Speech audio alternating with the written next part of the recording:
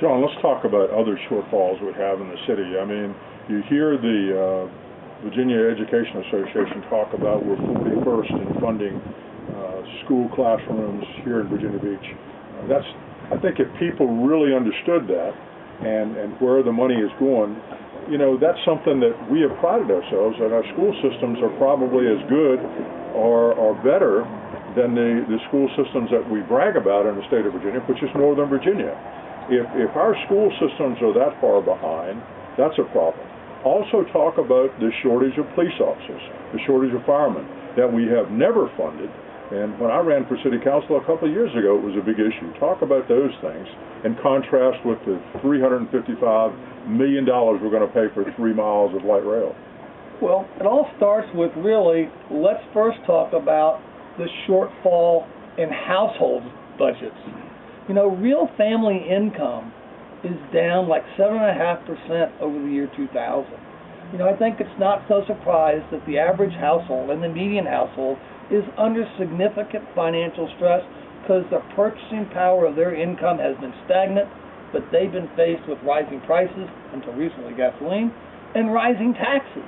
Whether it's the fees, you name it, it's still a tax. So first and foremost, we have to balance the city's appetite with each resident's and household's ability to pay. So once we get that in balance, you're asking is, are we allocating the money that we do have to the right priorities? We just had a retreat.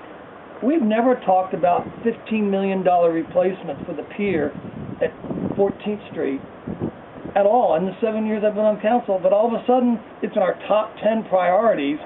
There's $15 million for that. It's not a top priority. The things you talked about, hiring more additional police officers is a top priority. Giving $18 million of cash to Bruce Thompson for the Cavalier wasn't a high priority. We could have done a lot to alleviate pay compression for firefighters and police officers with that, but we didn't do it. No, because why? We are setting priorities based on special interest, not on the public interest. There's more than enough money out of $2 billion to meet the core responsibilities of government. But it's clear that the current governing majority of City Council has no intention. They told us they had to raise our taxes on the personal property tax on your car to buy breathing apparatuses for firefighters. Now really, at a $2 billion of money, you couldn't find something less important than breathing apparatuses for firefighters? Sure you could, but you didn't want to do it. You wanted to tell the public, oh, to properly equip our firefighters, we need to raise taxes because that makes it go over better.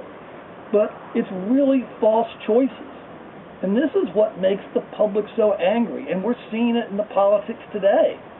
In these presidential primaries, people are angry because government is not using their money in a competent fashion for the things that they want.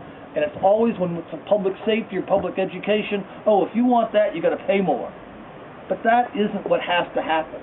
What we have to do is reset the priorities for the money that we have.